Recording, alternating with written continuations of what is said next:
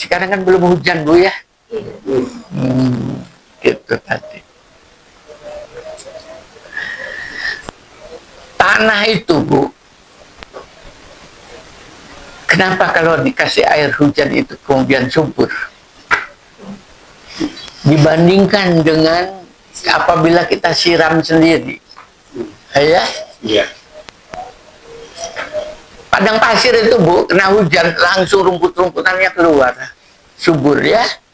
Itu tanah itu. Karena air hujan itu dicukupi secara lengkap, secara kompleks, zat-zat untuk merangsang kehidupan, menstimulasi kehidupan. Itu sangat lengkap yang tidak bisa dibuat oleh manusia. Manusia sehebat apapun, ahli kimia apapun, tidak bisa membuat kompleksitas air hujan. Walaupun satu gentong. Gak mungkin. Jadi ikutinnya. Ya paling gampang kan. Kalau kita kena hujan kan seperti nyenyet. Ya. Itu tadi. Itu. Apa itu yang membuatnya? Kita nyenyet. Kayak lendir-lendir itu kan ya. Apa itu? Ya. Itu bahan baku untuk membuat protein, Bu. Ya. Di atas ini lengkap sekali. Makanya tumbuh. Dari sisi unsur kekayaan. Apalagi dari sisi tekanan. Batu ditetesin air hujan, Bu, terus sekeras apapun lama-lama pecah. Betul ya? Nah, tanahnya menjadi subur.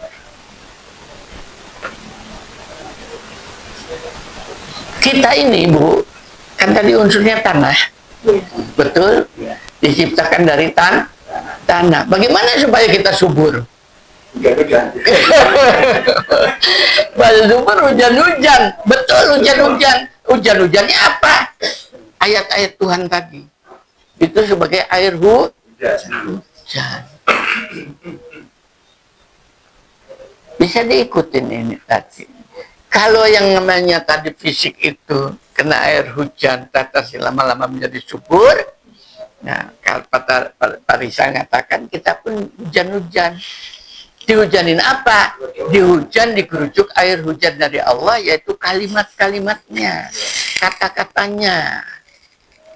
Gitu. Kan ada di situ, Pak Tri. Ya.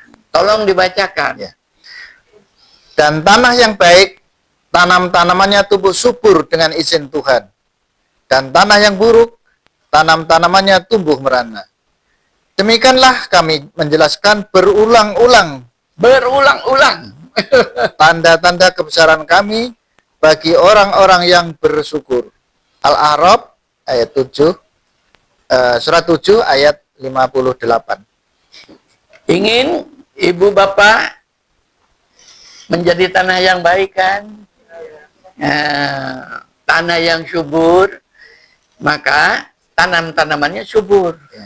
Apa tanam-tanaman yang akan dikeluarkan dari seseorang itu? Seluruh kebaikan, amal-amal itu tanaman yang akan kita panen buahnya, bukan di dunia, di akhirat.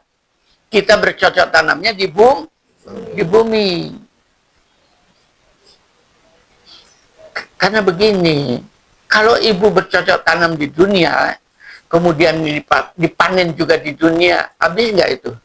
Habis beberapa ton saja habis. Nah, oleh karena itu kita investasi, ya, agar supaya tanah yang subur, tanamannya subur. Tapi kalau tanahnya itu gersang, nah itu namanya laksana kerakap di batu, hidup mati tak mau, enggak apa, hidup tak mau. Ya itu repot. pengen melebu syarga, kan begitu ya, dapat buahnya. Akan tetapi tanahnya di dalam diri Anda ini kok tandus, maka harus disuburkan. Kan begitu? Hidup nggak ayat ini? Enak nggak ayat ini? Dinyanyikan atau dihayati?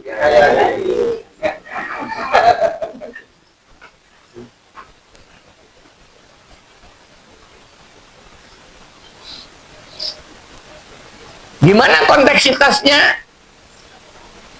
Kesuburannya, ayat berikutnya, Pak Tri. Dan kamu lihat bumi ini kering. Kemudian apabila telah kami turunkan air hujan di atasnya, hiduplah bumi itu, dan menjadi subur, dan menumbuhkan berbagai jenis pasangan, tumbuhan yang indah. Surat Al-Hajj, surat 22 ayat 5.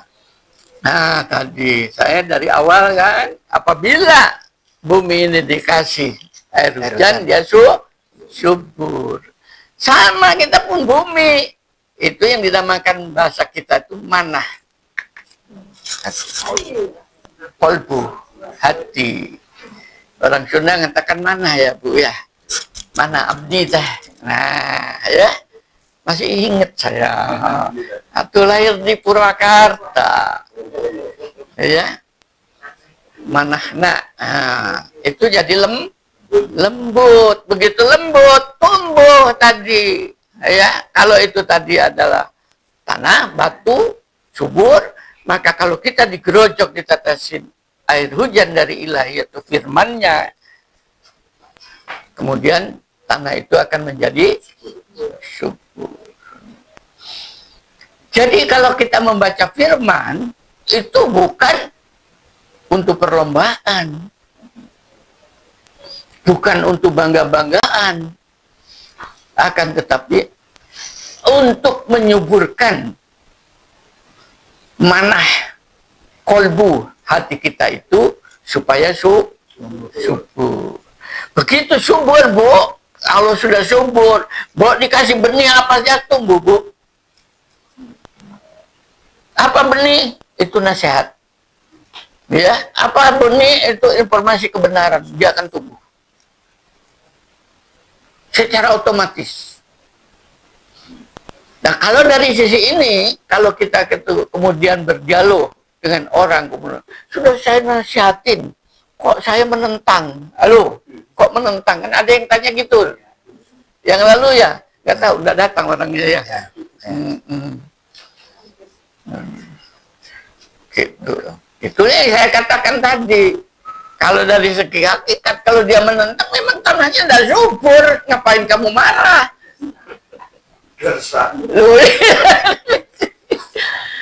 Iya kan? Kalau kita nasihatin orang ini, dia menentang, ya sudah, kita tahu bahwa tanahnya tidak subur. Dan saya harapkan dengan tetesan-tetesan air ini tadi dari ilahi, kemudian Anda akan menjadi subur, sehingga dalam hidup itu betul-betul tidak ada problem dalam kehidupan sehari-hari, karena semuanya akan menjadi nasihat. Sebagaimana kita dinasihatin, rambutnya udah putih, kan nasihat ya. Gigi kita, terutama saya, katanya Bu Ika Bogang, betul, betul. Memang ya itu kan kita terima seperti itu, kan bukan problem. Nyatanya walaupun tidak banyak gigi tidak punya, ya masih bisa makan. Halo.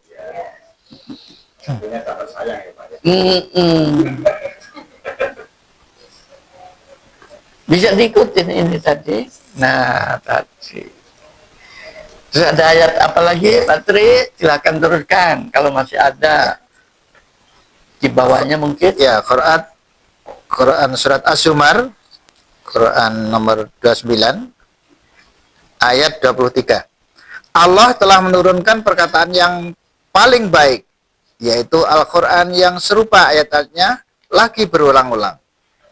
Gemetar karenanya kulit orang-orang yang takut kepada Tuhannya. Kemudian menjadi tenang kulit dan hati mereka ketika mengingat Allah. Itulah petunjuk Allah. Dengan kitab itu dia memberi petunjuk kepada siapa yang dia kehendaki.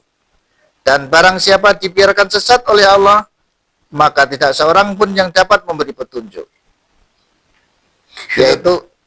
Yaitu orang-orang yang beriman dan hati mereka menjadi tentram dengan mengingat Allah.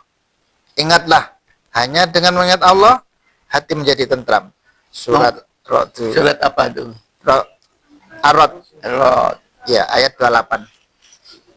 Mau lari kemana? Hanya dengan mengingat Allah. Ya, ingatlah, Allah telah memberikan resep kepada kamu, firmanku yang kamu baca berulang-ulang. Apa yang dibaca berulang-ulang pada kita? Belum tahu? Al-Fatihah. Di mana dibacanya berulang-ulang? Waktu sholat. Oleh karena itu, sholat itu bukan mencari pahala, ya, bukan mencari pujian, tapi kita sedang menikmatin mandi air hujan keilahian. Ya, sehingga hati saya itu menjadi subur. Dengan hati yang subur itu tadilah menjadi tentram dan tenang. Lalu mau lari kemana lagi? Selain dengan resep ini, aku ingin belajar. Pada siapa lagi? Kelihatan oleh mata, nampaknya hebat kan ya? Itu rumah mewah, kendaraan mewah, pujian orang mewah. Ikut matamu. Lalu, Bu, kalau sudah belajar beginian, Bu, katanya Quran yang lalu kan, apa yang kamu lihat di dunia ini itu semua adalah kebohongan belaka. Betul ya, Quran yang mengatakan. Saya lama merenung, kok bisa, di mana letak kebohongannya ya? Terus saya baru belajar. Tadi malam saya diskusi ya, ilmu fisika. Dulu kita pernah belajar optik tuh ya. Optik itu terbalik, Bu. Jadi kita begini itu begini. Dibalik. Jadi kita ini sebetulnya terbalik. Keterima oleh mata kita itu seperti ini. Apa bukan kebohongan mata kita ini? Ya, betul-betul kebohongan.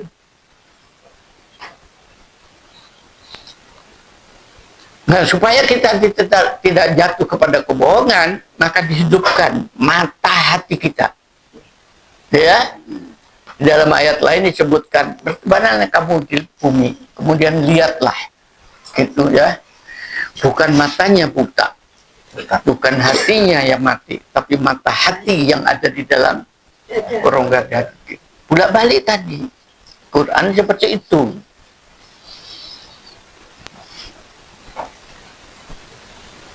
Jadi kalau Anda sekarang jangan bertanya di mana aku, ya, tapi berjalanlah kamu.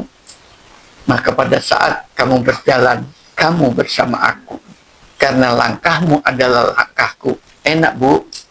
Jadi ibu datang ke sini, bapak-bapak datang ke sini, itu adalah langkahnya Allah.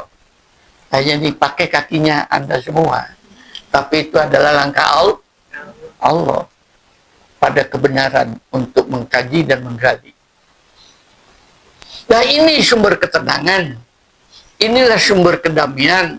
Kalau ini sudah ada subur di dalam rongga dada kita itu tadi, sudah subur, maka nanti problem itu bukan menjadi problem, kesulitan itu bukan menjadi kesulitan, karena akan terbuka jalan keluarnya. Dan dijamin oleh Allah, innamal usri yusra wa innamal usri yusra.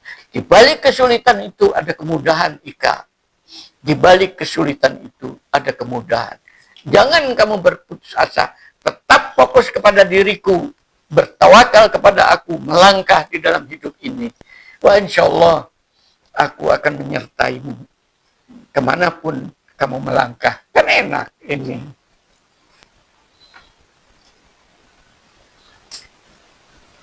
Ya sama, saya juga begitu.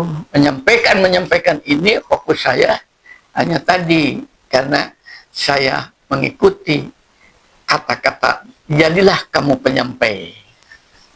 Samina wa ata'na. Bahwasanya setelah saya sampaikan itu orang lain itu menerima atau tidak, itu bukan urusanmu, Ika. Tapi itu urusan antara aku dengan yang bersangkutan. Wahai Muhammad, kamu hanya penyampai. Kamu bukan untuk merubah manusia.